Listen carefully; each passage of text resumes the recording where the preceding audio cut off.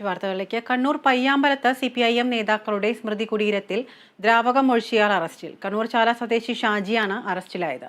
ശീതളപാനീയമാണ് ഒഴിച്ചതെന്നും സംഭവത്തിന് പിന്നിൽ രാഷ്ട്രീയമില്ലെന്നും പോലീസ് അറിയിച്ചു.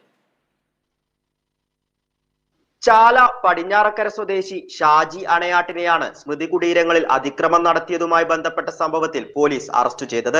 സംഭവം നടന്ന ദിവസം പുലർച്ചെ പലതവണയായി സ്മൃതി കുടീരത്തിന് സമീപത്തേക്ക് ഇയാൾ സഞ്ചരിച്ചതായി CCTV ദൃശ്യങ്ങളിൽ വ്യക്തമായിരുന്നു. സ്മൃതി കുടീരങ്ങളിൽ അതിക്രമം നടന്നതിന് തലേ ദിവസം പയ്യാമ്പലം ബീച്ചിൽ ഫെസ്റ്റ് നടന്നിരുന്നു. ഇതിൽ പങ്കെടുത്തവർ ഉപേക്ഷിച്ച ശീതളപാനീയത്തിന്റെ കുപ്പി ഇയാൾ പെറുക്കിയെടുക്കുകയും അതിൽ ബാക്കി വന്ന ദ്രാവകം സ്മൃതി കുടീരത്തിൽ ഒഴിക്കുകയുമായിരുന്നു എന്നാണ് പോലീസിന് നൽകിയ മൊഴി. ശീതളപാനീയമാണ് സ്മൃതി കുടീരങ്ങളിൽ ഒഴിച്ചത് എന്ന് വ്യക്തമാക്കുന്ന ലാബ് റിപ്പോർട്ട് ഇന്ന് ഉച്ചയോടെ ലഭ്യമായി. 20 വർഷമായി വീട്ടിൽ നിന്നും അകന്ന് ജീവിക്കുകയായിരുന്നു ഇയാൾ. CPIM നേതാക്കളുടെ സ്മൃതി കുടീരത്തിൽ മാത്രം ലായനി ഒഴിച്ചതാണ് ഇതിനു പിന്നിൽ രാഷ്ട്രീയ ഗൂഢാലോചന ഉണ്ടോ എന്ന നിഗമനത്തിലേക്ക് അന്വേഷണ സംഘത്തെ എത്തിച്ചത്. സമാധാന അന്തരീക്ഷം തകർക്കുവാനുള്ള ശ്രമമാണ് ഇതിനു പിന്നിലെന്ന് CPM നേതാക്കളും ആരോപിച്ചിരുന്നു.